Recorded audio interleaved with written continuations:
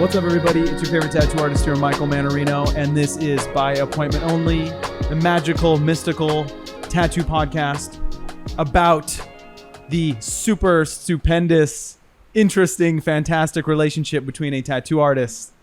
Producer Corey is fucking losing it over here. I'm really liking it. Because you're wilding out already, bro. I know. I'm like so full of energy. It was that fucking monster. The podcast where we talk about the magical relationship between a tattoo artist and the person getting tattooed. Now, today's guest, it is an extremely appropriate time for this. We got writer strikes, actors strikes, Oppenheimer's coming out, Barbie's coming out. It's a whole fucking thing. Godzilla trailers up the wazoo. It's a whole thing. And I hit up my good friend Keenan Kelly, who's here today to talk about movies and television and editing and all the wonderful things that make Hollywood. And it sounds like a lot of the little people are getting fucked. Yeah. And we're here to talk about it. No lube. No, none. Zero lubes. No. Keenan Kelly, tell everybody out there about yourself. Yeah, I'm Keenan. I'm from LA. I edit movie trailers for money. And yeah, that's about it. And then I like hanging out. Michael's cool. You do like hanging out. You have a really good dry sense of humor, which I enjoy quite a lot. And I feel like sometimes I always like do the thing where I want everyone to be my friend. But sometimes I meet people and I tattoo them and I like them right away. Yeah. You are one of those people. Oh, awesome. I feel like when you left Golden Daggers the first time I tattooed you, I was like, looked to someone and was like, I like that guy. He's kind of hectic, but I like him. Oh, really? So here you are. Now you're on the podcast. That's awesome. Yeah. Yeah. Well, and I like that you were as cool as you seemed on Instagram too, because you have these very like, well thought out captions and stuff like that. And you're very positive. And, there's lots of people who are like cool on Instagram and then you meet them and they're kind of just like, what the fuck do you want from, and I understand it too. Like if people are DMing you all the time and you have all these followers and you have to be this persona, like you don't owe it to anybody to actually have like, cause they know you more than you know them and stuff like that. So it's like, it's kind of one of those things where it's like, it's like you meet them in person, like when I told you about like Death Cloak and I was like, oh, I met that guy. And you're like, how is he? I'm like, oh, he's really fucking nice. And you were like, thank God. Like, it's like, it's cool to hear. So I always prefer that, especially when people tell me that they go and get tattooed by someone and they're like, actually, they were really fucking cool. Yeah. I feel like it's maybe split down the middle. It's not as gnarly as it used to be. I think tattooers are kind of wising up to it, but we'll get into that. We'll talk about tattoos and all that fun stuff. So like you mentioned, you're an editor. You edit movie trailers. Yep. It's something you and I have talked about into great length. Yeah. So let's get to you as a child. Yeah. You're little Keenan.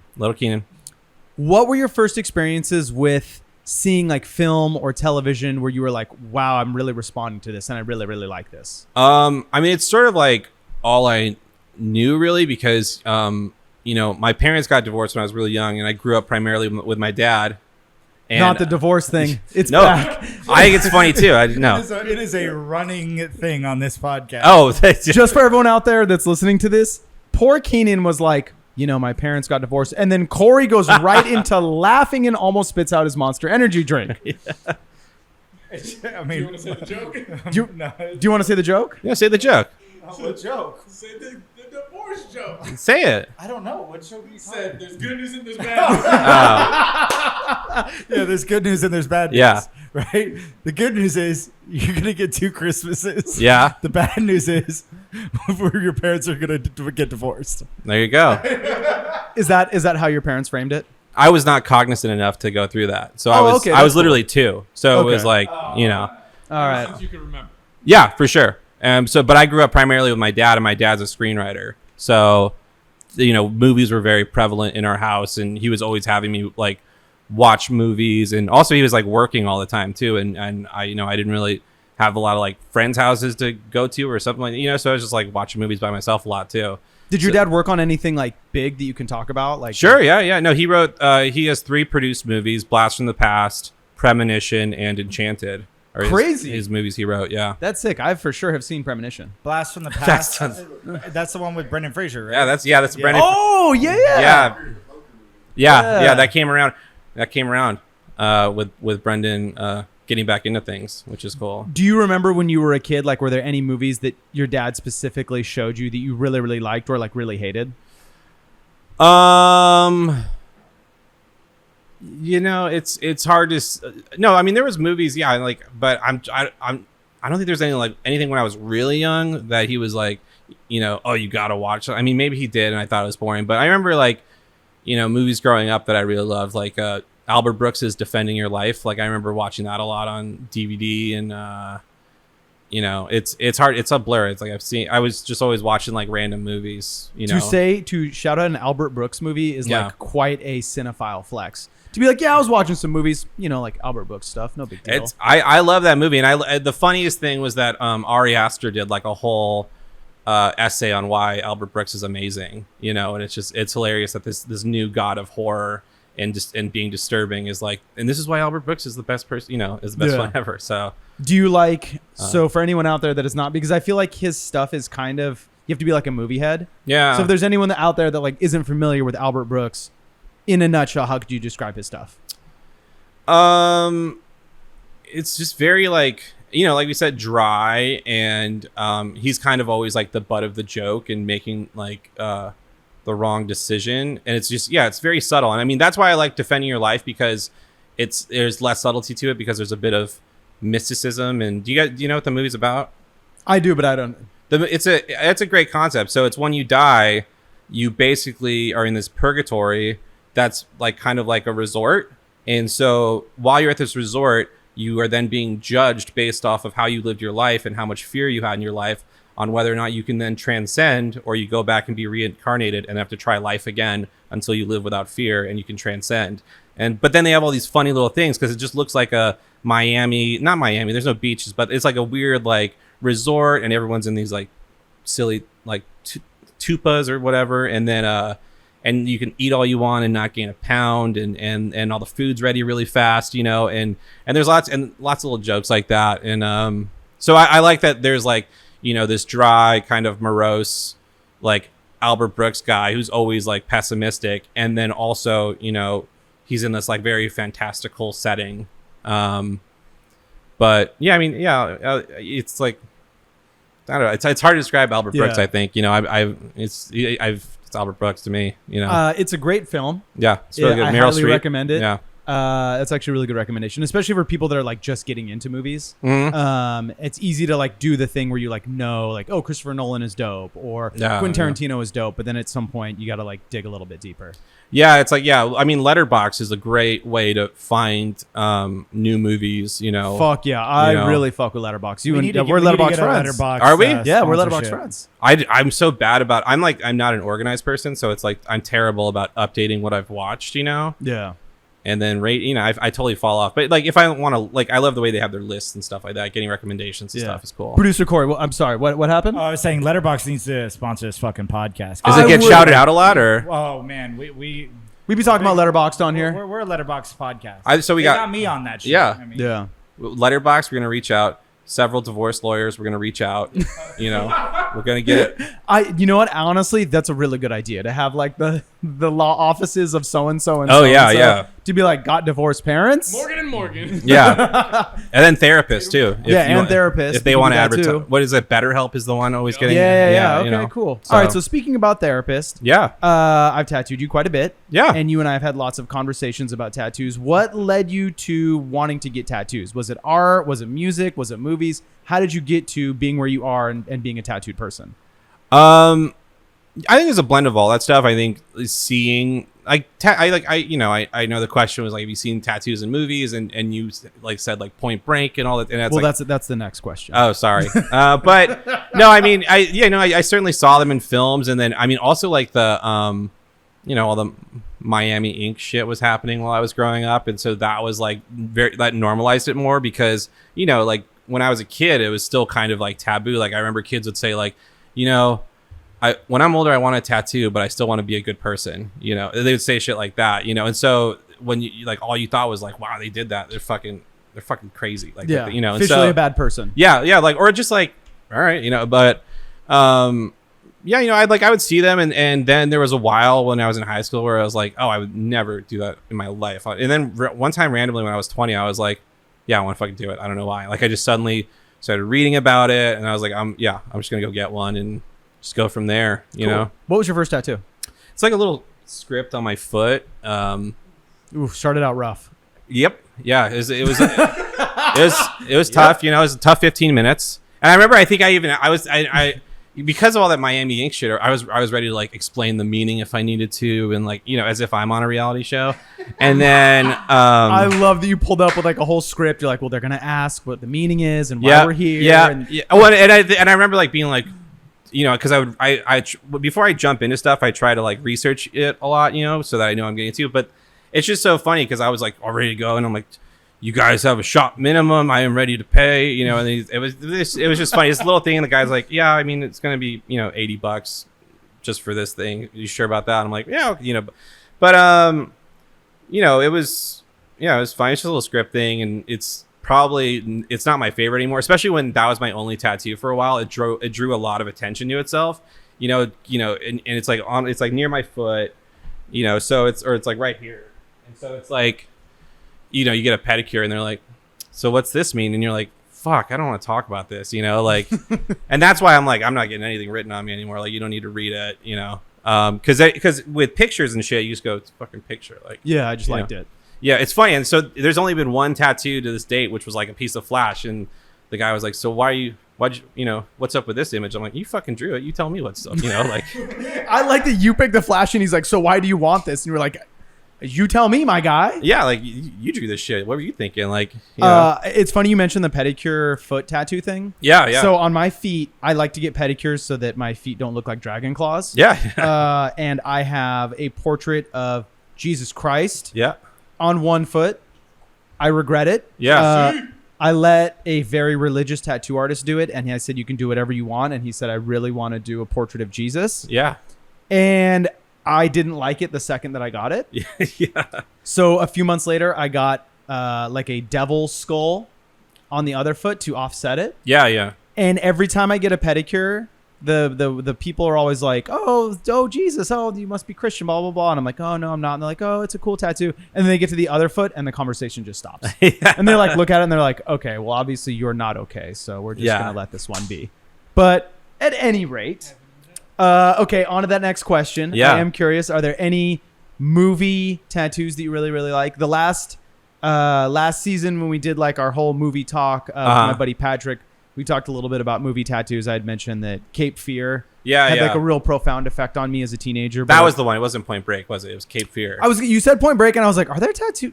I think they have tattoos in that though. Yeah, It's like the Anthony Kiedis scene for sure. But those are like real tattoos. Yeah. That's just him being Anthony Kiedis. Yeah. You know?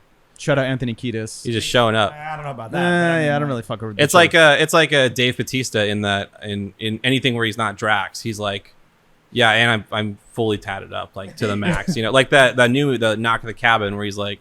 But I mean, I guess it makes sense because they're like random people being called to this event. But it's funny at first because he looks like a door-to-door salesman, but he's just like so like that was covered, weird too. You know? He's like has kind of this dorky like almost like sort of like like Mormon-y or like door-to-door salesman outfit. Yeah. But then he's like super tattooed and super fucking buff. Yeah. I mean, it's fine. He's good. He's a chill actor. No, it's great. I mean, they always say like if he's wearing glasses, you know, it's serious. You know, he's about to go down. Like it's funny that 10 minutes of Blade Runner 2049 like that made Dave Bautista. Yeah. Like that's what solidified him which is amazing because I mean that's also like editing and film. It's like, you know, they could just make it so you only see this much and you're like, oh wow, that much looks amazing, you know. And it goes to like even when you're shooting stuff, like if you only see this in the camera, you're like, wow, that's an amazing shot. And like you don't know like if they panned it that way, there's a Taco Bell, you know, like it's just whatever you have in this frame is what the world is, you know. Yeah. And see, this is the stuff that I'm really curious to talk to you about, and this is like what I think we've touched on it a little bit, but it's like really interesting to me about like your life and editing and all that good shit.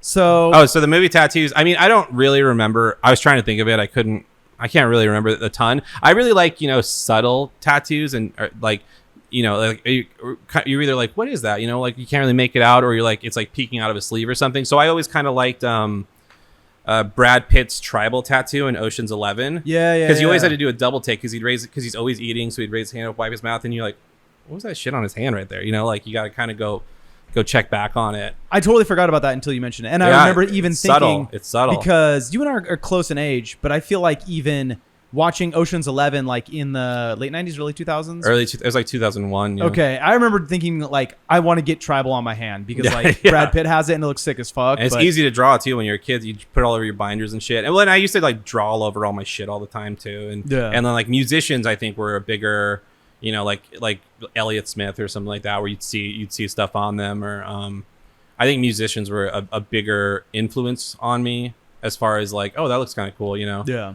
That's been a really common thread with this show, is it seems like so many people are inspired by musicians to get tattooed. I mean, I was, Corey was, Yeah. like, you were. It's funny though that you like Corey and I were like hardcore dudes and like metal dudes, or Yeah. I guess still are.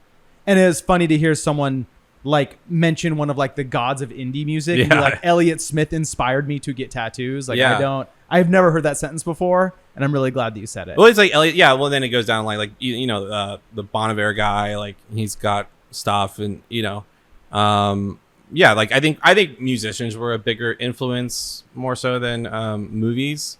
Not that movies aren't cool, but yeah, I would say that's probably the truth. You know. Okay, cool. So the last time we did like the movie talk on this podcast, my buddy Pat is like almost all of his tattoos are movie inspired. Yeah. And he really like absorbs like something like Dune. Yeah. And is like, I love the book, I love the movie, I want to have a tattoo that's representative of that. Yeah. For you personally, because I've only tattooed stuff that's like very cut and dry tattoo imagery. Yeah. Are you the type of person where you would ever like think like, oh, I love this movie, I want to get a tattoo that's indicative of that, or is that not really your style? How do you? No, how do you feel about that? I have those thoughts. I have that call to the void almost, you know. But it's kind of like I don't know how I would execute it, and I don't necessarily like if I don't have a clear enough vision in my head, then I don't really know if I want to. If I'm not sure about it enough, but I want to talk to someone about it, and because if I'm going to go talk to someone about it, it's gonna happen, you know. Like I don't want to waste anyone's time, so that's why I'm like I'm not totally sure on it yet. So you know, but yeah, I definitely have like thoughts like that, you know. If you could do one movie tattoo, what do you think it would be? Like if like right now we're gonna stop the podcast, you're gonna get fucking tattooed, what would it be? A fine line tattoo of the Overlook Hotel. That's a really good answer. That's Yeah. a really fucking. All right, so we're gonna stop the pod. Oh, yeah, I guess okay. Well, bad news. You're getting tattooed tonight. Well, No. we talked about the fine line stuff before, and you know I think that monster's not going to help with that. Yeah. There's also that. Yeah. No way. I could tattoo off a Surgeon monster. Michael, you got to be Surgeon Michael. I don't know, Dr. Michael. I think I could do it. All right. Off a sick ass monster. Just, Yeah. just tatting all night, baby. Yeah, honestly, okay. So I don't normally drink monsters. Yeah. But it was the 2 for $4 thing, and Corey requested a pink monster, Oh, okay. and I was like, you know what? I want to try the 0 sugar one. They're not bad. I feel pretty good right now. Yeah, I I'm not agree. like juiced, but This is my. I'm a 2 caffeinated beverage a day guy. Yeah. In the morning I'll do a coffee, and in the PM I'll do a monster. do you think So, tonight you might have to have a third one because of the screen printing? possibly? Yeah, I got a lot of work to do tonight, but it's cool. I'll be all right. Thank you again for doing this. I appreciate you. Thank you. I appreciate you. This is great. I fucking love doing this podcast, and I'm grateful that we're even doing this. And Awesome. Keenan's here. Keenan's the fucking coolest. awesome so far. I Thank like you. Keenan. Thank you. So far, don't fuck this up. I'll try. You should try. Have you had those stump down cold brews that are in the little red stripe? Yeah. Those Yeah. literally sometimes feel like Adderall. Like Yeah, if I you had drink it one- fast enough. Really? I had Yeah. one I'm gonna when try I that was, like, tomorrow. When I was in Oregon. 'Cause Yeah, they yeah. have a Stumptown in that. I think it's. That is the Stumptown. Yeah, That's yeah. Oregon is Stumptown. You know? There's one inside of the airport or some shit. Yeah, there is. Yeah, right when you and get I out. had one of those there, and I was like, "Yo, this is fucking wild." You're like, this shit hits. And then I feel good right now. and then you got to Portland. You're like, where is this airport even located right now? Yeah, right. What's the Sick Northeast? 45-minute Uber. This is Yeah, yeah. So let's get into the movie stuff. Let's get into Yeah. the fun stuff. Sure. Funnily, what's the word I'm looking for? Fun- Interestingly enough, Yeah. there was a girl who came in and got tattooed.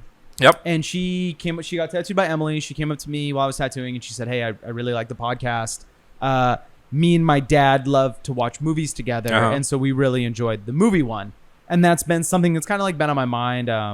It's interesting to hear people say different things are tailored to them. Uh-huh. Other friends that are like musicians have been like, "Oh, I really like the musician podcast or whatever." So I'm glad that you're here. You know a lot about movies, Mhm. and what's cool is you're on the other side of it. Yeah. And so I feel like you can speak very intelligently about all of this stuff. But initially, what led you to here? What made you want to be an editor? Why trailers? Like what?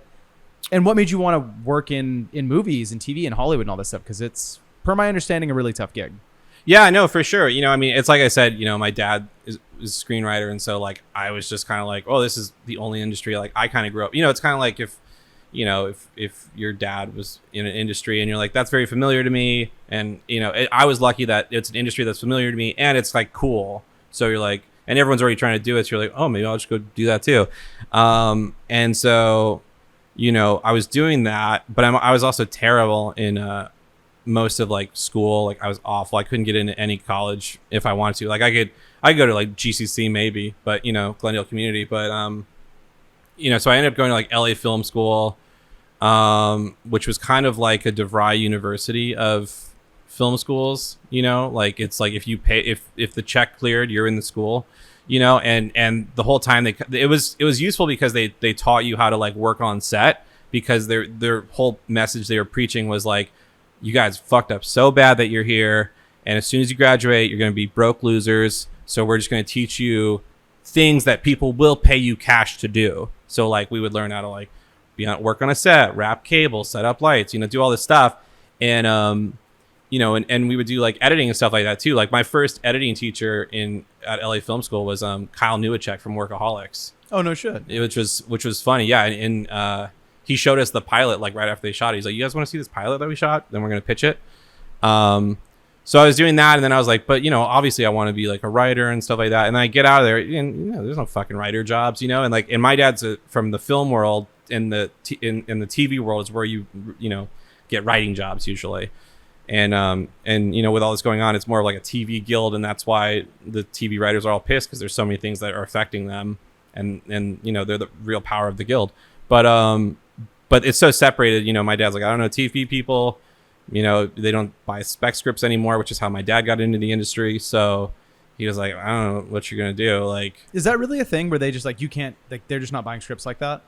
Yeah, it was called the spec boom in the 90s. Yeah, you could just you could just go and I have this script, and that's when, you know, like John Ridley did his famous like Three Kings thing, where he, you know, wrote it and sold it within 90 days, you know.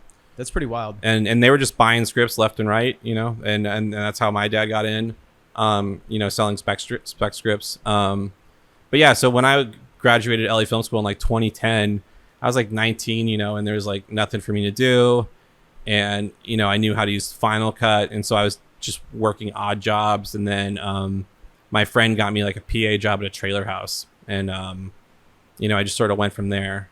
And I got into their broadcast. This is like, I worked at a different trailer house before that, but basically like I worked in their broadcast division, because I was like, well, if I'm in the broadcast division of this trailer house, I'll meet TV people, and then I could be a TV writer through meeting these people, cutting. And you don't meet any. I was sitting in a room by myself all day cutting. Like, I'm not meeting anyone, you know. So, yeah. And then, but in doing so, trailer editing is such a niche skill, as I said. Like, it was so hard for me to learn that you got to kind of fall in love with it to get better at it, you know. I feel like you've said that to me before, and I thought that was really, really interesting, because the thing that I keep in preparing for these, I try to think about what we're going to talk about and how the conversation is going to go, and how to lead the conversation in different directions. And I kept just thinking about trailers. Yeah. And how kind of in a sense important they are, but never in my life until I met you did I think someone had to make that. Yeah. And if anything, it's interestingly, I would say, an underappreciated skill, because a good trailer is what's going to make me go see a movie. Yeah, for sure. And there's lots of times I still get like tricked by trailers, you know, where I'm just like, wait, what do you mean by tricked? Not tricked. Where I hear you though. I've been pulled in where you're like, dude, this trailer's so fucking good, and you go see, and you're like, this movie is not that fucking good. And it's usually like the final trailer or something like that. They'll do something where it's like, fuck it, I'm in, you know. But like, family. Yeah. Going to space. Yeah.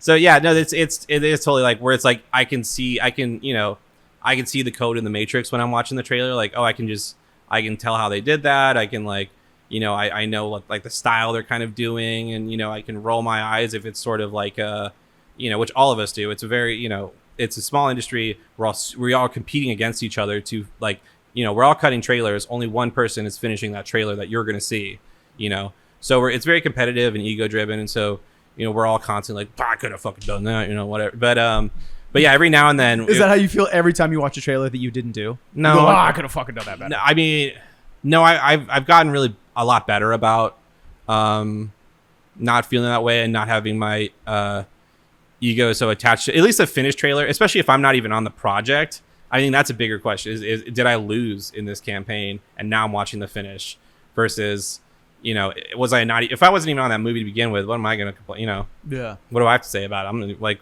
oh, I could have done, I wasn't even on the movie. You're not going to do anything. So Do you feel like that makes you sharper? Like looking at really, really good trailers or something where, like you said, if you could have potentially worked on it and then you didn't and then someone else got to finish it, in a sense, does that kind of like push you? Is it the thing of like seeing someone else's completed work makes you want to be better?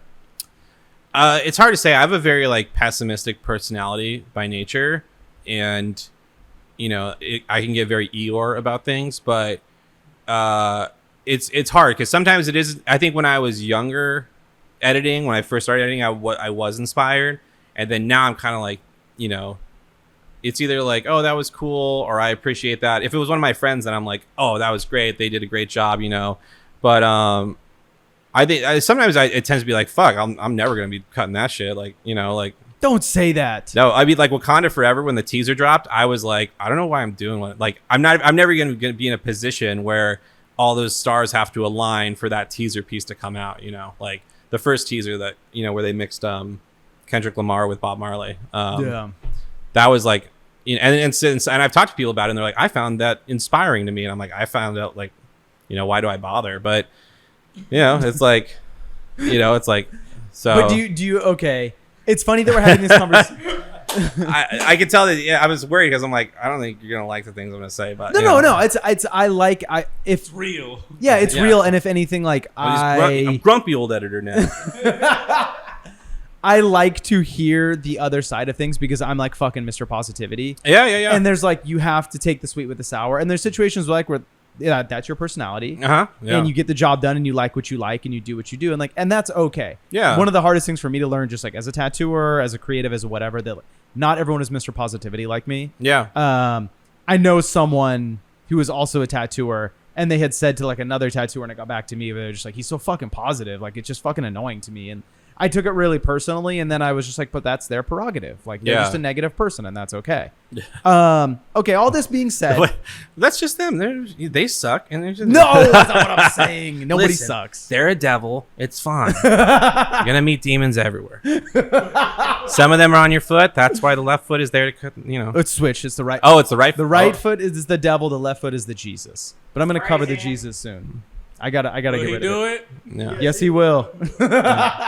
Are there any trailers that you've worked on? The question was, that you really, really liked or that you really, really didn't like? If saying the ones you didn't really like is going to get you in trouble, you don't have to. I don't want to put your career in jeopardy, but is there anything that you really loved or...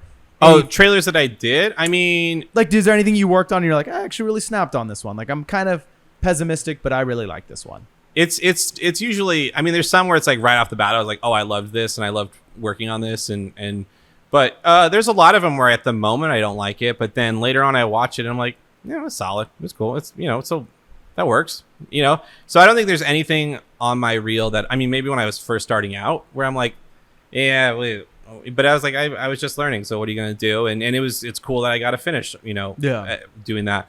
But I really loved the trailers that I did on the show called Station 11. I did the teaser and the trailer for that. Really good show. Really good show. Yeah, that was a great show too. Like when my work day was like, oh, we have 8 episodes of Station 11. Why don't you just start watching it? And I just watched that for 8 hours. I was like, this was a great day at work, And then cutting on it, it felt great because I think they were having trouble trying to crack the tone where it couldn't be depressing, especially we were still like in COVID during it.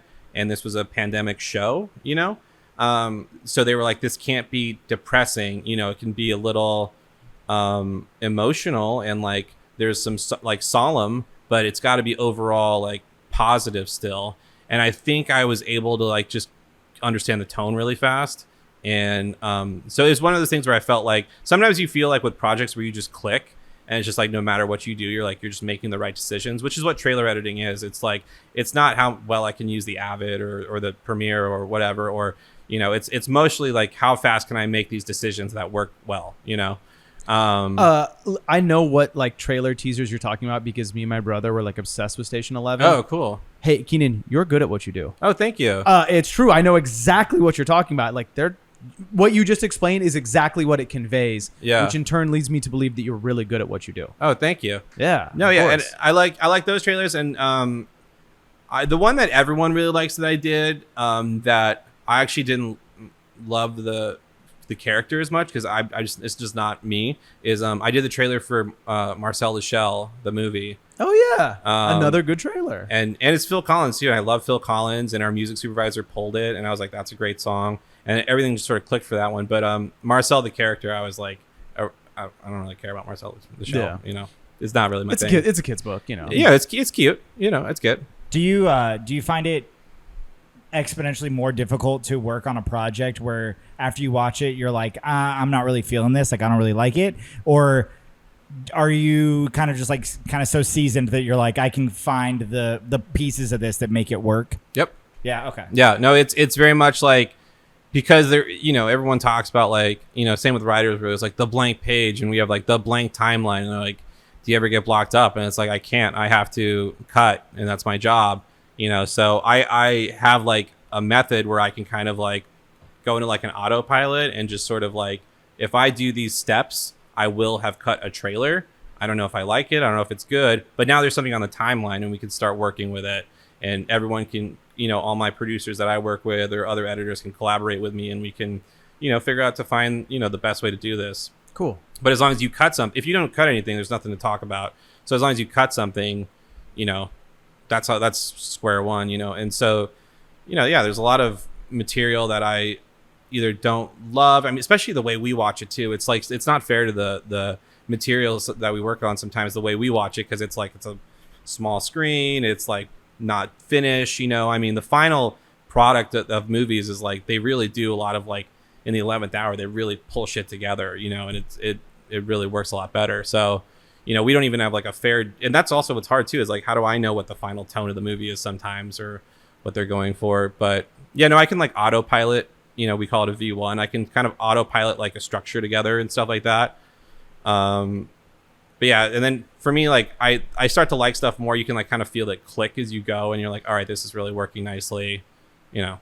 So the more and the deeper I'm getting into like movies and understanding movie history and things like that, and I realized that things that I read or things that I listen to, and they talk about, oh, this person's a really good editor, and the way that this film is edited is done really well, and it's something that I've been trying to be sensitive to all week, especially in talking to you. And I think if you take your focus off of like the actors or the cinematography or whatever, and you just focus on editing, it really changes the way you look at a TV show or something. Like, I was watching a Netflix show, and I was like, ooh, this editing's kind of like choppy. It's like really like kind of herky jerky. Yeah. So I think that I'm glad that I'm looking at these things in a different way, and I'm kind of seeing all the different parts of like how something gets made. Yeah. And into that, the next thing that I want to talk to you about, which I think is not in a sense the most important part of what we're going to talk about today, but I think something that, whether it's people that like I know or people that listen to the pod or people that get tattooed, if you love movies and you love TV and you love all this stuff, so the strike is happening right now. I think it's just like a quick thing. You know, you see like snapshots of, here's Robert Downey Jr. on the picket line or whatever, or here's this person, or here's a funny sign that, you know, a writer wrote, you know, like the Idol one was the one that people kept sending to me. And I want to just kind of know, like, for you, even though you're not a writer, I mean, obviously your dad's a writer, but you work in the industry, and this is, before we started recording, you were talking about how this is going to affect you. And how this affects everybody. For everyone out there that's listening and is really kind of like not sure about what's going on, and honestly, like, take as much time as you need, because I think it's important. How do you feel about all this? What do you think is going to happen? And why is this strike so fucked up? Because we have these extremely greedy companies like just wanting more and more and more. Yeah, I mean, it was something that was going to come to a head no matter what. You know, and the writer's strikes, they're always sort of trying to, like, you know, not necessarily like kind of, it's just, you have to constantly, every contract, figure out, all right, what's the next way they can potentially, you know, get, I mean, because we're all existing in capitalism, and, you know, it's just, this is what the corporations are going to do. You know, this is how they work. And so this is like this is the only thing the actors and the writers can do to protect themselves is, like this is part of it. And, and I know people like to, I think most people are down with what's happening because it's happening in a lot of industries, where like everyone's getting squeezed in a way. But it's like to sort of make sense of like why these people are demanding, like for what like the average salary in the US is, this would be considered a lot. I mean, and sometimes when you actually do like lawyers and agents and people taking that you owe money to after you get your money, then it's not actually like a huge amount of money, but it's still like, if a company is making like $900 million off your movie, and they paid you like 200,000 or something, you're like, oh wow, that's a lot of money. It's like, well, they made 900 million, like, and off of your IP or your face or your likeness, and you're what sold it, so it's kind of like it's what anyone would do. Like, it's just trying to create more fairness between everything, and it's hard because the studios can just have whole departments that can just be dedicated to like finding loopholes in contracts, or how can we get around this, and how can we just maximize these profits as much as possible. Yeah, that's what I've learned from all of this, is that the studios are really fucked up. Yeah, and that's just sort of how is that just the way it is? That's just always how they've been. Yeah, it's never been like, it's like, I mean, Disney used to sue preschools, so can you give me an example, because I did not know that. Yeah, no, like if did you guys know about this? Yeah, I've heard about that. Yeah, like if a preschool would draw like a Mickey Mouse on the wall, they'd get like a cease and desist. Jesus Christ, that's so fucked up. Yeah. Do you think that in your experience working in the industry, out of everyone that gets fucked, do you feel like it's writers that kind of get fucked the most, or who's taking the worst of it? I think they really hate writers, which is crazy because they create the content. They're the ones who, I mean, your dad has the ideas in his head and he makes them happen.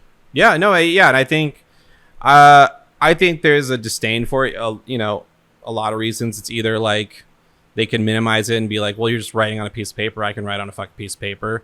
Or they, or it's like people are mad at something that they can't do, that they're mad that these people can do it and they can't do it. It's a weird thing. I've never really understood the hatred for them. Yeah. But no, yeah, like growing up, it's like all, is all the screenwriters feel that way. Because I didn't know this, and I would have probably written this down.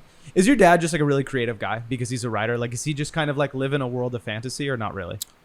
I think he does, but it's a lot more subtle than you would think. It's not like, his house is not like Woodstock or something. It's not like hippy dippy. Like he's like still like a, middle-aged white guy from suburbs of Chicago. Like he's not like, anything like that. But I think he does have a lot. I think he does, like, in his head, I think he's always coming up with like ideas that he thinks are cool, or he's like gets obsessed with something. Like I am the same way. Like, oh, I got to find the perfect backpack or the perfect, like whatever. You just getting obsessed with a topic. And have you found the perfect backpack yet?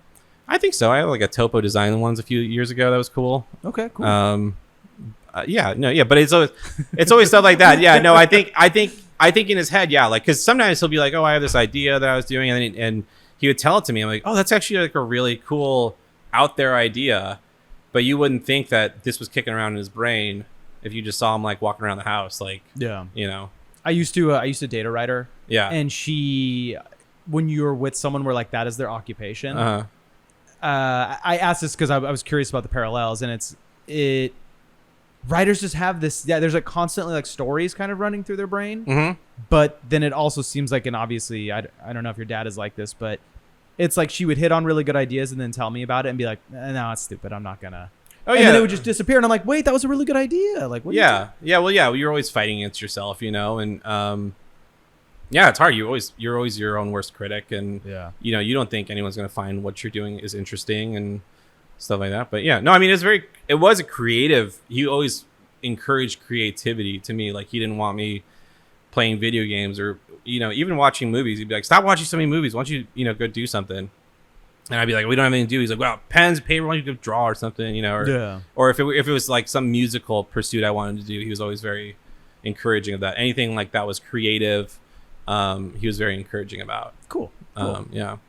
Do you, once all this strike bullshit is gone, do you have any predictions for the strike, and do you have any plans? And the other thing I wanted to ask you, do you ever think about like becoming an editor and moving out of the trailer thing and fully going into like film editing, or is that something that's ever crossed your mind? It's hard. I think the other editors kind of look at the trailer editors like we're just losers and jokes. Like I think commercial editors think that What a bunch of haters. I What know. the I fuck? think they think what we do is really easy, and we probably think what they do is easy, but it's all very separated. I don't necessarily think I could just like sort of jump into feature editing, and I'm not necessarily sure I'd want to, because you're on one project for a year, versus like trailer editing sort of works for me because I'm like kind of like on different stuff all the time. Like I'm constantly on a new movie, or show or something like that, and it keeps me engaged because it's just shorter. It's like summer school versus like a whole year of one subject.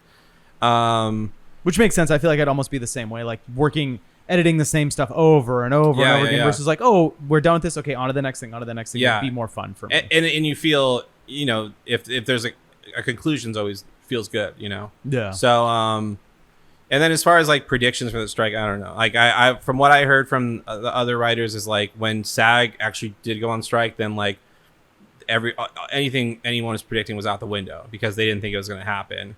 I could see the studios settling with SAG first, and then they could still potentially just keep fighting the writers, which would suck for the writers. I mean, it'd be better for my profession because then work could then continue for us, and everyone else like in the industry. I mean, that's a major stoppage, Yeah. Are there scabs? Like if let's say the actors go back and then are there scab writers where it's like you can go work for Paramount or Netflix or whatever, like as a scab? Is that a thing? I could see there being ghostwriters potentially. Honestly, though, they've poured so much money over the past 50, 60 years into developing scripts. They have, tons and tons and tons and tons of scripts that aren't necessarily like IP, but, they have already written scripts that you could just go and shoot it technically, That's true. They spend tons of money. They got, for sure. Yeah, scripts from dead people. Yeah.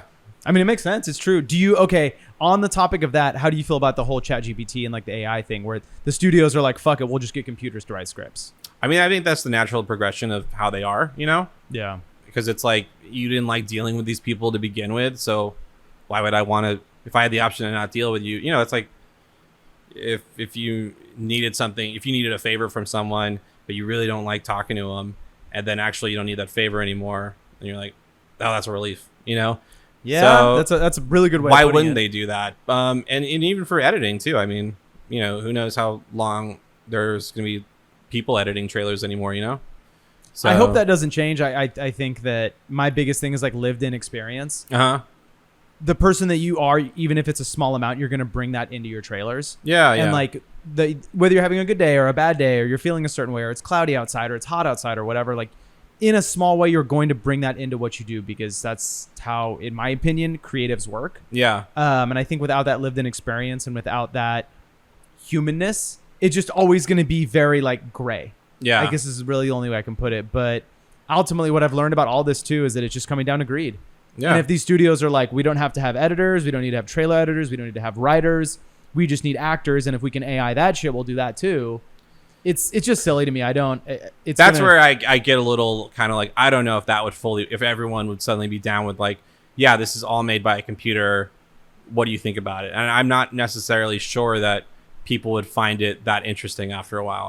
I think it'd be boring as fuck. I think there is something like interesting that someone made this, Yeah, totally. So yeah, I don't know. And it's like, and again, I mean, it's hard because this is so, a lot of us being affected by it. This is so far above all this. Like even like all the marketing executives we work with that work at these studios, they don't have a say in this either. Like, so, is there like a small group of people, like this small cabal of humans that are making all this shit happen? Like, is it not a large group of people? Yeah, no, it's just the heads of these companies and their shareholders and stuff. And then they negotiate through the AMPTP. Yeah. Who like negotiates on their behalf. So yeah, no, I mean, large, a lot of, it's not, I know it's called like the Motion Picture Alliance of Producers, but it's different from the PGA. Like it's not the movie producers, You know, it's not the marketing people at the studio doing all this. It's like literally just this select group of people making this decision, you know, because I don't think anyone below these people want to stop working. You know, all of us want to keep, you know, have an income and stuff and survive, you know, and all of us don't want the AI either, because it's like it's slippery slope. You know, once you don't need these people at the bottom, how long until the bottom keeps getting shallower and shallower, you know? Yeah. Until it's like, well, who do I really need working at the studio if I can just have this computer do it all, you know? Which is so fucked up. And to me, it's like I have mixed feelings about all that stuff. Yeah. But I generally, I think that we need to be focusing on AI, maybe like figuring out ways to like cure cancer or help the climate or how to better make clean water, dispose of trash or whatever, versus like write me a script so I can make $1 million. Like that just seems like a waste of good. They don't give a fuck about those things because that would, you know, would help humanity and wouldn't make them any money. Exactly. Yeah, I fucking know. I know. Greed's crazy. Greedy fucking bastards. Yeah. Do you have any advice for anyone? I mean, like in this very moment today, stay the fuck out. But do you have any advice for someone that wants to get into the film industry and wants to be an editor or a writer or any of those things? What would you say to someone listening that really, really, really wants to work in movies? I mean, I think the big thing you need to figure out is what do you want to do in this industry? I mean, there's a lot of, like you said, you have a friend who like literally just like makes a living off of bringing chairs to people on set. You know, it's like, so there's tiny facets to every part of this industry. So if you just come in and say, I want to be a writer or I just want to be a filmmaker, there's not a lot of people that can work with you as far as guiding you somewhere, because it's kind of like saying like you like walk into a store and you say I want food, you know, and you're like, okay, like what do you want to do about that? Like you want deli, you want frozen, you want potato chips, like, so it's kind of like I would think narrowing down specifically what it is you want to do. Mm-hmm. And also I think if there's something you find interesting that you can do that's kind of adjacent to the ultimate goal, like, you know, if you want to be writer director, you can always do that. No one's stopping you. You don't need to be in LA or New York or wherever to be doing that stuff. You can do it wherever you are. If you want to be working in the film industry in LA, then you should probably find something specific that interests you, that you know people are hiring for, or that, you know, it's just because that's what leads to a path and tangibility. You know, because I think specificity is what's going to help you the most. Because if you just walk into a place and you're like, I want to be a filmmaker. Like it's like, I don't know where to lead you. I don't know where you want to go then. It's like, you know, I feel like that's actually really good advice. Yeah. I think that there are a lot of young people with like stars in their eyes that are like, I want to be a movie star. I want to work in movies. I want to do this. But like, you got to choose a lane and really, really stick to it and really kind of like hone your craft around that. Yeah. I think that's something that's kind of a little bit, we were talking about YouTube before we started recording. And I think that that's the one thing that's kind of interesting is YouTube is teaching people how to do all that stuff. Yeah. And you can kind of like, I can edit my stuff and I do my sound and I do this and I do that. And you do all these different things as one. Yeah. But I feel like when it comes time for like the big show, like if you actually want to work in Hollywood or film or whatever, you got to kind of pick one and be really good at it. I think that's really good advice. Yeah. Yeah. I would say, you know, and you could still have these other goals too. I mean, but these bigger goals, acting, writing, directing, you know, the big three. I mean, you don't need to necessarily be here to get good at that. You know, as far as, you know, getting on a TV show, then you gotta, I don't know exactly how to do that. I mean, you'd have to just a lot of networking and, you know, working a lot and making sure. But then again, like, you know, a big thing for all these people who write on TV shows, how they break in is like they had lots of scripts that they had written, you know. And if you're not in LA right now, you still have a computer that can write a script. You can still do all this stuff before you get here, you know. So it just comes down to what you want to do. Do you have a specific goal, or do you just say, I want to work in the film industry? And if that's the case, you can do that. But what do you want to do? You know, do you want to deliver the chairs? You can deliver you know, you can find the guy who delivers the chairs. They'll teach you how to do that. You know, you want to edit, you learn to edit. Specifically, what do you want to edit? Well, I want to, so see, there's lots of little branches, you know, it all branches off into little things where you could make income doing it, you know. And that's with a lot of things, you know. If there's a passion you have, and you don't want to just work, I don't want to just do anything, so I'm making money, so I'm not starving.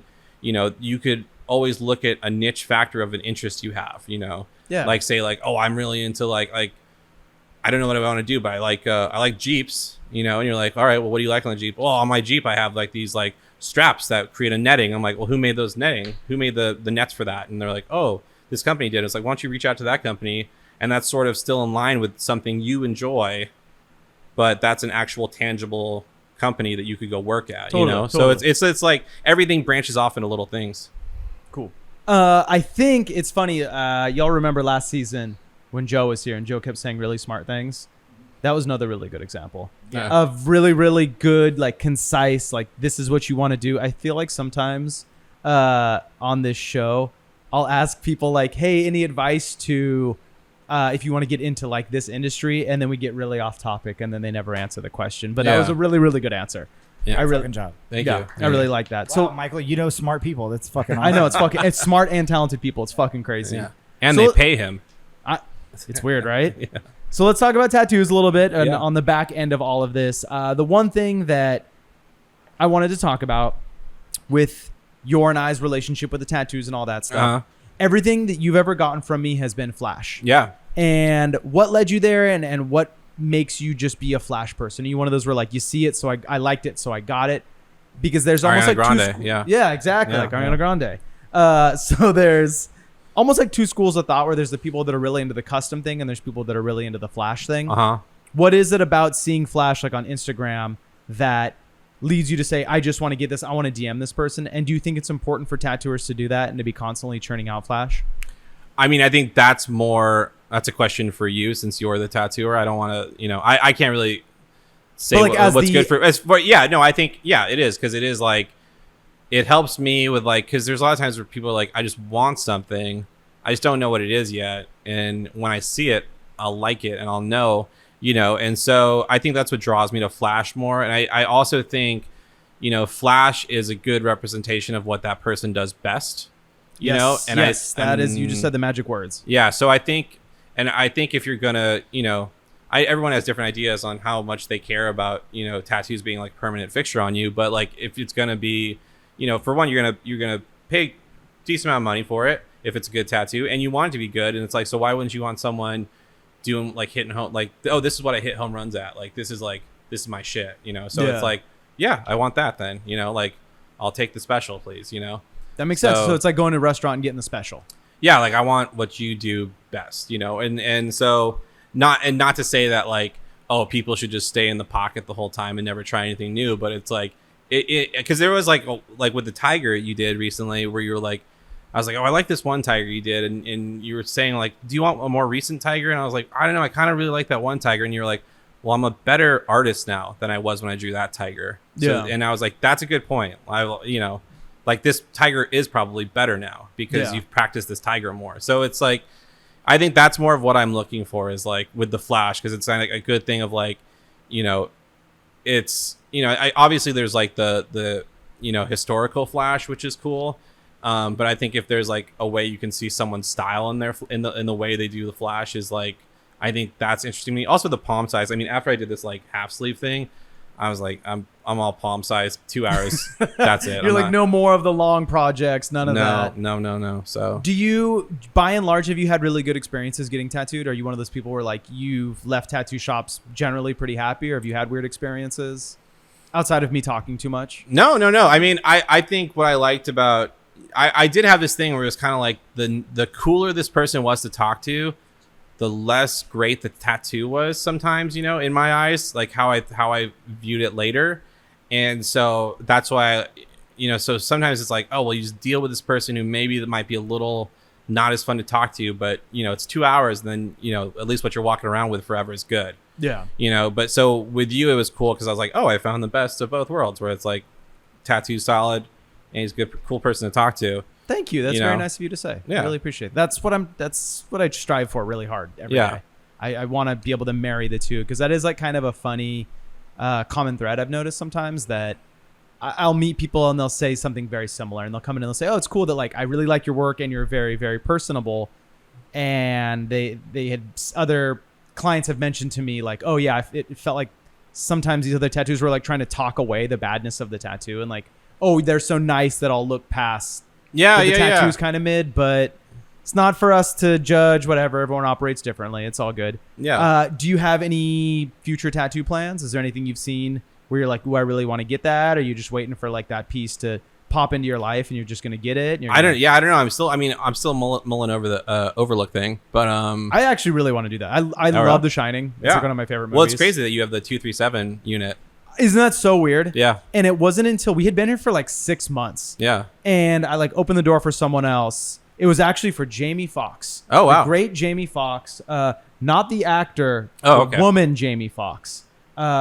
She's great. Wow, way to disappoint me. I know. It's like one of my favorite gags ever is to talk about Jamie Foxx. And people are like, no way, that's crazy. And then I'm like, oh, no, it's the woman. Her name is Jamie Fox. And then you look at the person in the face and go, Pitbull the dog or Pitbull the singer? Yeah. Which would you rather be? Yeah. But yeah, I opened the door and she's like 237, creepy, right? And I was like, oh yeah, we're 237. Yeah. So that's cool. Yeah. I'm down. I would love to. I love The Shining. I Yeah. like all of Kubrick stuff. I also put in here, and I'm very, very curious to hear what you say because whatever you say, I'm just gonna watch these movies. Okay. What are some movies to you that are like masterfully edited? Oh, edit. I mean, I honestly don't. Or are there any editors? I don't look at the editing a ton, really. Like, I mean, because Okay, I wasn't okay. a big editor before I got into this. You know, I was trying to do writing. You know, so I think good editing is invisible. You know, and so and the other thing is like, I mean, there's a lot of respect for, you know, I know everyone harps on like the Marvel stuff not being the most like interesting stuff in the world, but I mean, it's still like, you know, some of those action sequences when they're editing is like, it's edited really well, you know, like, because when you see these dailies, it's like really like hammy movements that these people then have to like cut together to make it all work, you know. So yeah, I mean, for me, it's like I don't necessarily look at the editing a lot, you know. It's like I'm more of like, it's like what am I watching this movie for? Is this like a story movie, or is this like, you know, I'm watching like, I'm here for like the tone and the feel of, is this like a Kubrick or a PTA, or is this like, you know, just a solid Pixar movie or something, you know, where it's, you know. So editing wise, yeah, I don't know. It's like, Okay, fair enough. anything that's if it's a good movie, it's probably edited pretty well, you know. What's your favorite Pixar movie? Ooh. I mean, there's this YouTube guy who does like little skits and stuff, and he'll randomly like rate things. He's like, I'm gonna do the whole Taco Bell menu, but so he ranked all the Pixar movies. And I like this guy already. Oh, I'm a big fan. That sounds he's awesome. hilarious. He's a voiceover artist too. And you should go find him. It's just like, but he ranks all. His name's like Sung Won, I think his name. Yeah, or it's Juan. It's Juan or Juan. I'm sorry, but it's We'll put it in the notes somewhere. yeah. His videos are really great, but he ranks like, it was like in 2021. He brutally ranks all the Pixar movies to that date, and I did. It's like, he definitely hurt my feelings on some of them, but it's a great video. Like, because he's totally brutal about it. You know, you're like, you're right, I guess. You know, but I mean, as far as movies the Pixar movies I like, it's like I like Ratatouille. It's cool. Yes. Number one.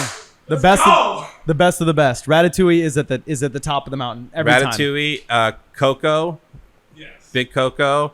I mean, Toy Story 1, 2, and 3. Great stuff. No 4? Nope. Nope. Nope. DJ Michael McGill, I didn't know that you fucked with Ratatouille like I do. Top. Dude, I love that movie. He doesn't shut the fuck up about it. Because it's a good movie, dude. I keep getting Yeah. into arguments on how that is my favorite Pixar movie. Yeah. Put some respect on The Good Dinosaur. All right. Bro, The Good Dinosaur, get the fuck out of here. No, Ratatouille shits all over The Good Dinosaur. And I'm not saying Monsters Inc., Finding Nemo. Oh, Monsters Inc.'s great. Yeah. That's a good my one. number 2, but Ratatouille for me, I think It's so odd. It's like an odd movie, and you're like, why does this work? Yeah. This is so weird that this works, you know? I feel like because it's like an original idea rather than like everything else is like, okay, you're getting there. Or Yeah. You're just harping off of something else.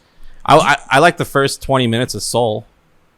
Like the rest. Because I like jazz, and so I thought I was like, oh, I would love like a jazzy Pixar movie, and then he just turns into a white blob, and Tina Fey becomes the black guy, and you're like, okay, I don't know why I'm here now. Like this is what I wanted, but We have a jazz lover here. Last week, Yeah. my guest said he hated jazz. You're saying that you like jazz. Oh, I love jazz, You obviously have good taste in music. Oh, okay. Fucking Robbie's talking about how much he hates jazz. And then I love jazz. I was going back through and editing, and I was like, "Oh, you hate on jazz," and then you talk about how Avenged Sevenfold's gonna live forever. Forever. I was like, "Oh god, you're the fucking worst." I thought about them with the tattoos question because it's like Avenged Sevenfold is like, I wouldn't necessarily say that they were an influence because I'm like, you like right away you kind of just like, yeah, that's just sort of your thing. You're just like covered and I can't tell what's going on, you know. And now I like looking at their tattoos now because they're like just like older and like M Shadows is like, hi, I'm M Shadows and I'm from San Diego. He's just like a San Diego bro. And then I'm like, but you still got all these fucking wild shit, bro. And so now I can actually see what, because now he's doing podcasts with good lighting. So I'm like, oh, I can actually see what the shit is now. I gotta look up his tattoos because you said they're bad. Now we're talking about them. I have to like sit down and look at them. They were of a time. That's it. They're trapped in time. Yeah.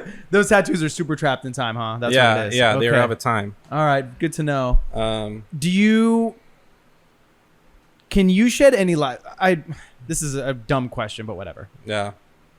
I heard once that Ratatouille, that the pitch for it was, what if there was a restaurant but a rat was the chef? Do you think that's true? And that Disney was like, run it, let's do it. That was, I mean, that would, I could see that. I mean, but at the time, you know, that would be all in the Pixar brain trust, you know? Yeah. And that would be like kind of, you know, I could see someone like entertaining that idea for sure. And they're just like, yeah, but then that immediately has to go through like, well, what's going on? Let's break this story. Let's figure this all out. And that it has to pass through all these filters on like, all right, well, how does this work? And why does this work? And, you know, yeah. and I think France is a big element of that movie, you know, the tonally and setting wise and the vibe of it, you know, is like, that's what's also cool and comforting. It's not like, you know, it's like a rat. It's just that he's a rat and he's a chef. It's that he's like in this like gastronomical mecca, you know, and so you're like living in this like really cool environment, and he's like a fun, lovable rat. And I always think you it's know. so funny, but also kind of dorky when I listen to like movie podcasts and they say like, well, you know, Los Angeles is a character in the movie, but I guess Paris is kind of a character in Ratatouille. I think all cities are. I wouldn't even say that Los Angeles is really a city anymore. It's a bunch of neighborhoods kind of put together. You know, Yeah. It doesn't have a vibe necessarily like, you know, like New York or Paris does. You know, That's very true, actually. you know, like I feel like when you're in Paris, you're very aware. LA, Yeah. I love LA, but it's a hard sell. And I can understand how sometimes when people come here to visit, they're like, this is the most confusing city I've ever been in my entire life. Oh, yeah. Because it's a bunch of neighborhoods. Yeah, well, yeah. You know? The biggest mistake you can make coming here is thinking you're on a grid system. You know, Yeah. especially if you're in like Burbank and you're like, all right, that's 1, that's 2, so it should be 3 after. You know, you're like, no, that was a cul-de-sac. You're lost. You know, The grid is like downtown and South Central. barely. Yeah. Like literally Until you get like a rat's nest where they were like, yeah, just build this shit right here. I don't know. You know, it's like, it's just, I once Yeah. listened to something where they said that LA is built like a spider web because it was meant to be like cultural, like cultural integration, and that they wanted the neighborhood, like unalike neighborhoods, to run into each other in the way that like K-Town runs into Thai Town, runs into like Armenian Town. So like I don't know if it was purposeful or that was like a thing that was said to make LA seem cooler. Gentrifier probably said that. yeah. No, I doubt when they made, you know, that area of LA, it probably wasn't K-Town, you know. It's Yeah. like these places weren't this before the neighborhoods sort of evolve with whoever moves there, you know, and it becomes that. But I think, yeah, when the ground was first poured and stuff like that, it probably wasn't like, oh, and this is going to be K-Town, you know. It's Yeah. I I like to imagine that though. K-Town happened after the riots, right? Yes. Yeah, K-Town Yeah. happened after the riots. That is a correct thing. All right, quickly, Yeah. top 5 movies you love, top 5 bad movies you love, just 5 movies you want to shout out. I mean, bad movies. It's funny, yeah. You know, my fiance and I always talk like we're always watching like. I think our brains are so rotten at this point that we're like watching bad stuff just because we're like, Hell like, yeah. we've been watching Jungle Cruise all the time. Like, I've lost my fucking mind. Like, I don't know. Wait. You guys are watching Jungle Cruise all the time? Yeah, all the time. Like on it, like Like on a several loop? times. Yeah, totally. Are you okay?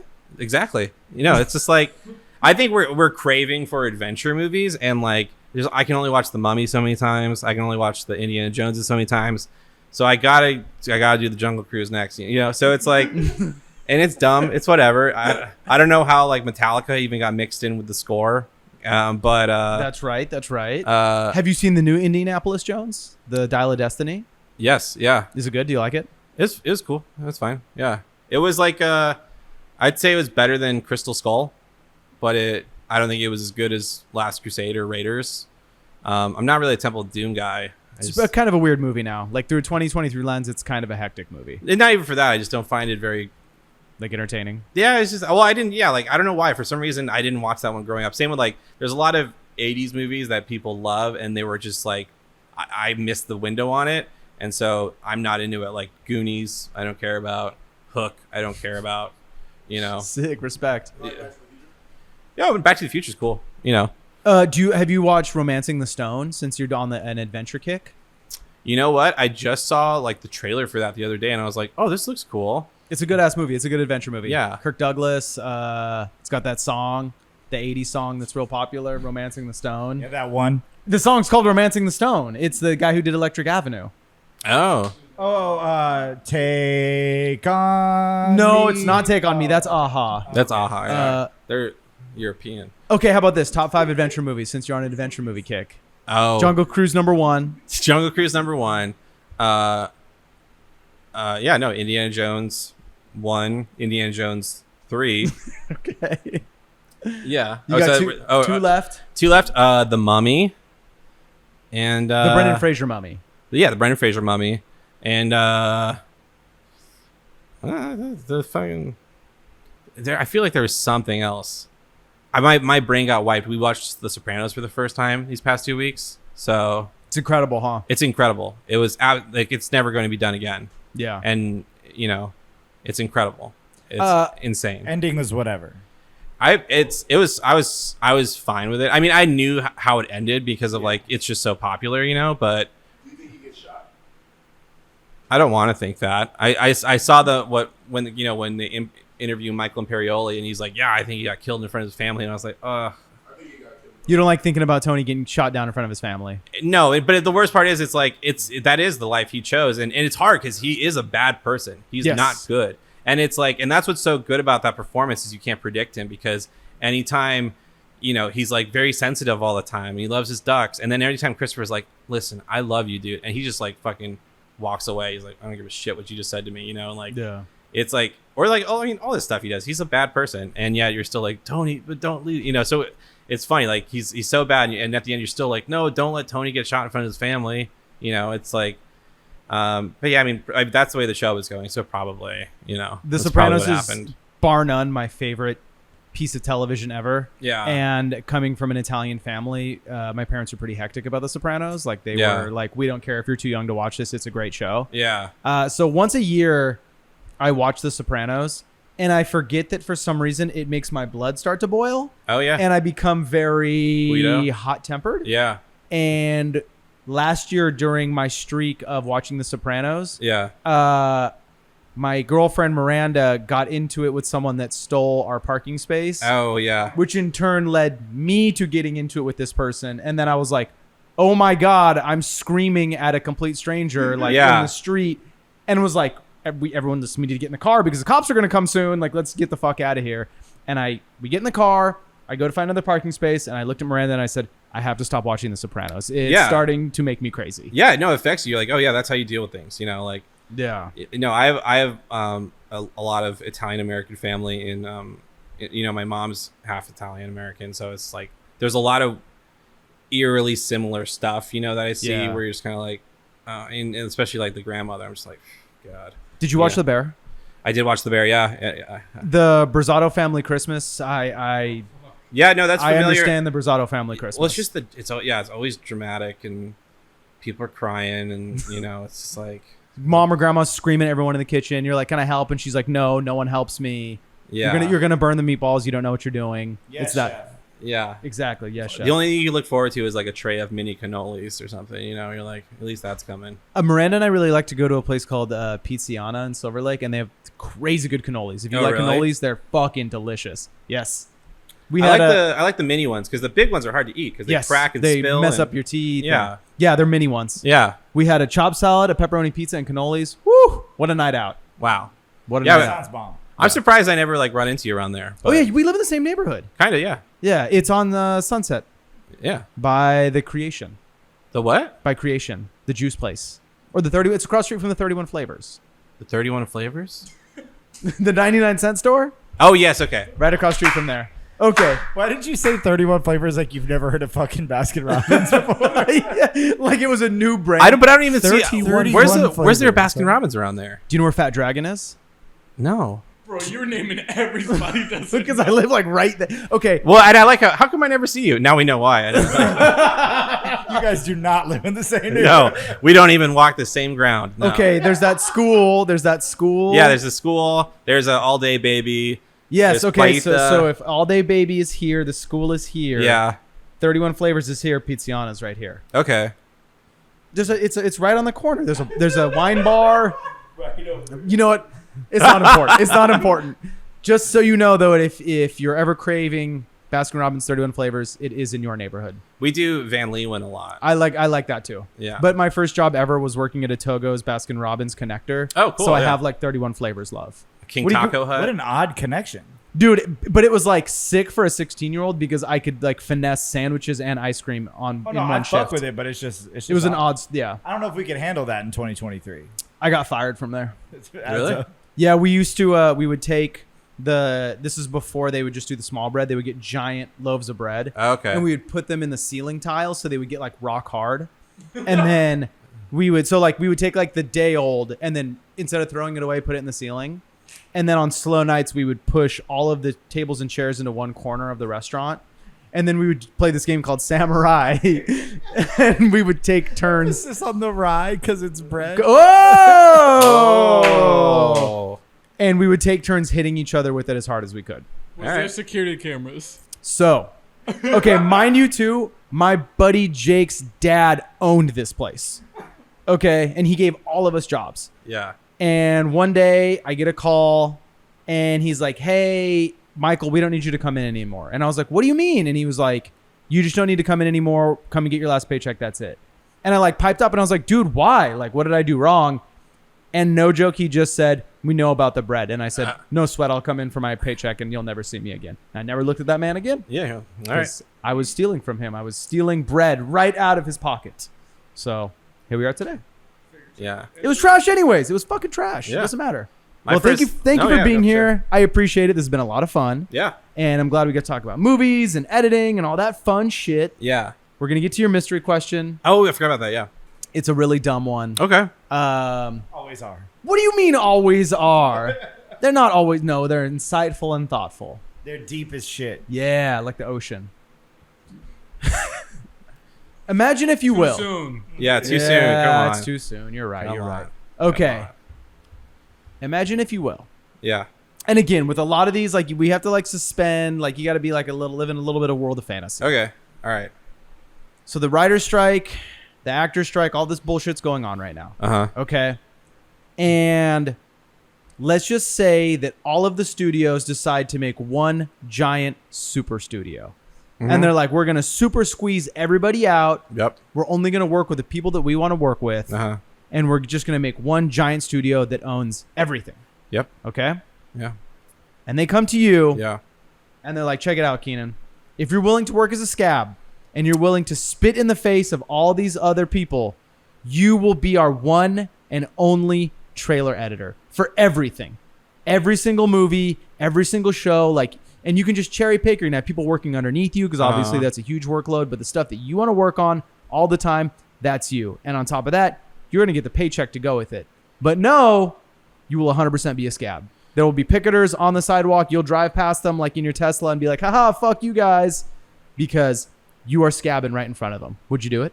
I mean, theoretically, they wouldn't be picketing anymore because it's all over. Well, no. Yes, but Well, I let's mean, just say in this universe they are still. they're still picketing. Because it's not over. They're only hiring scabs. So like they're hiring scab writers, they're hiring scab editors, they're hiring scab actors. I'm not union, so I wouldn't be a scab. You would just be someone that works for them. I would just be an employee. I'd just be a person making an income to survive.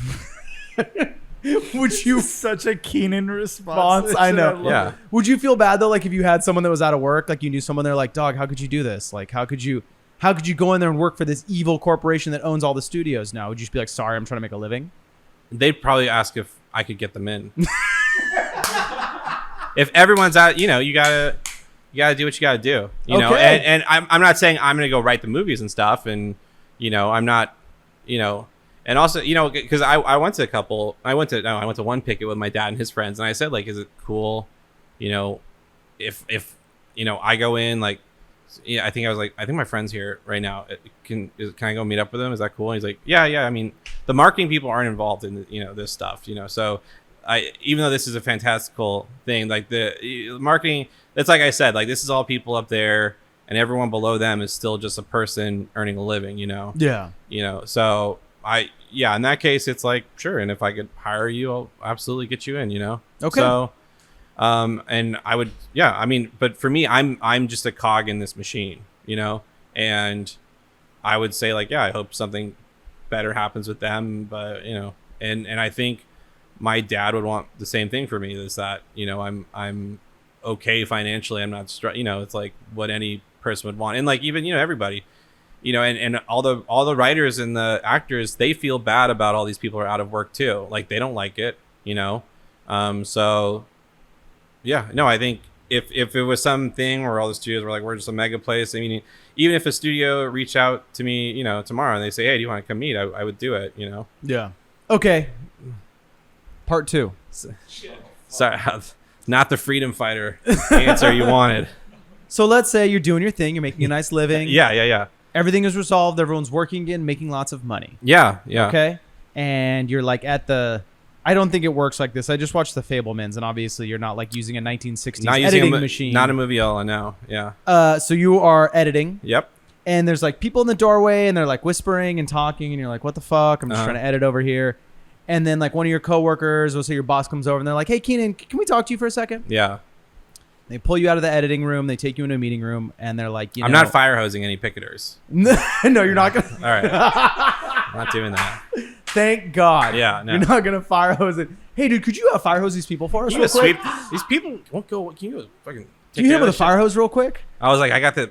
Michael just watched Sopranos. I'll call him. Yeah, exactly. He's I'll like- be like hot-tempered because it's hot out already. Yeah. Would you... So you go into the office, and Yeah. they're like, listen, man, we're looking for a specific look to be in this movie, to star in this movie. And you have the look, man, like you're exactly what's on the notes. We've been looking around, and just like no one quite does it. We really, really, really want you to be the star of this action film. Would you do it? They're going to give you acting classes. You're going to be doing the whole... You're going to be sitting there with your fiance, like in movies where they're talking back and forth of the script. You're working out The Rock every day. You're just like doing the fucking thing. You think you could do it? And this is while there's still a strike happening? Yes. No. What if there's no strike? Yeah, probably. You'd be an action star?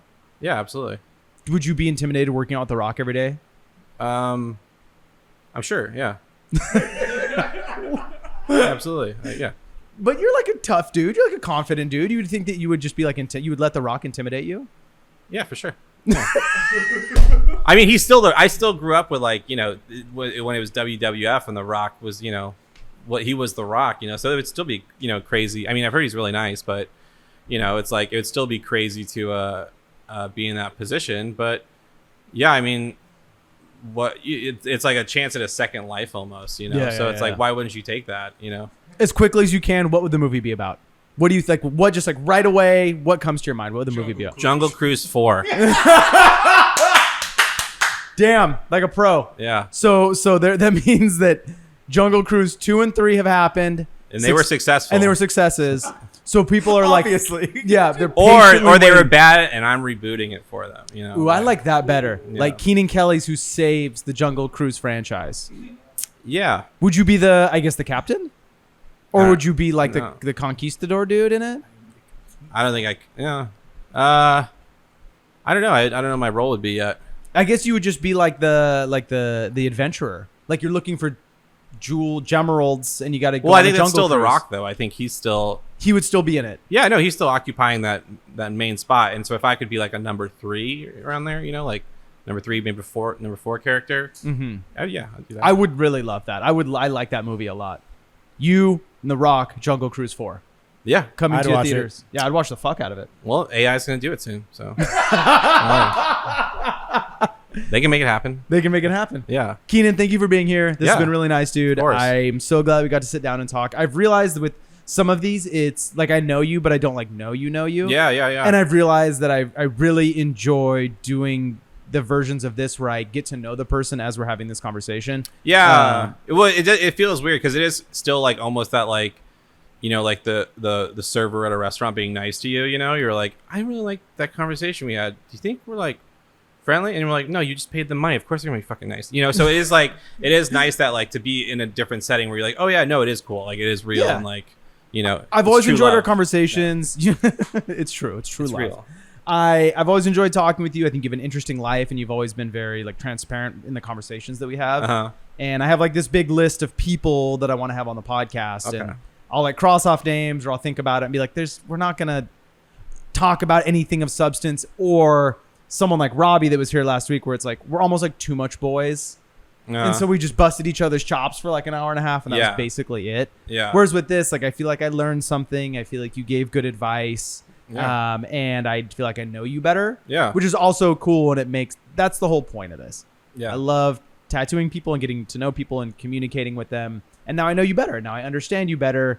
And the next time you get tattooed, we'll have a whole other conversation. Yeah. And this ridiculous conversation is forever trapped inside the podcast, I guess, like Matrix. How does DJ Michael Miguel, how does it work? I would say it's more the Matrix. It's like a podcast Matrix. Yeah. It's kind of like the cloud.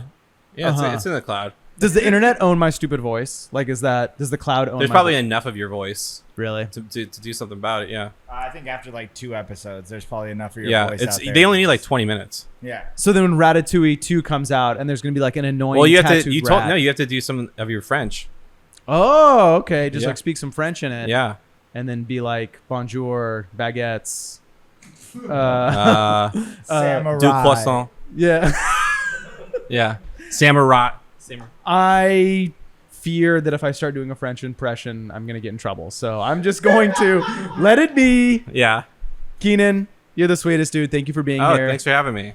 Thank you to everyone for listening. It's Yeah. been another ridiculous, exciting, strange, insightful, movie-loving, strike supporting, mega studio hating. Studios, get it together. Like, dude, come on. Just give the people their fucking money. Like, yeah, fuck. I know I gave a formal apology last week to James Cameron. I'm not going to be doing any formal apologies to. He seems like he's a real motherfucker. So give the people their money. Keep Keenan working. Let's just support each other and be chill. Yeah. Everyone out there, thanks for listening and watching and all that fun shit. Keenan, thank you for being here. Yeah, of course. This podcast was produced by the lovely DJ Michael Miguel and producer Corey Dunn. I love you guys. You're the sweetest. This podcast theme song is by Javi. And I just want to remind everyone out there to be tatted, stay tatted, love each other, and watch a good movie. Go watch a good movie after this. Go watch The Jungle Cruise, Keenan's favorite film. Goodbye, everyone. Have a good night. I love you. Bye.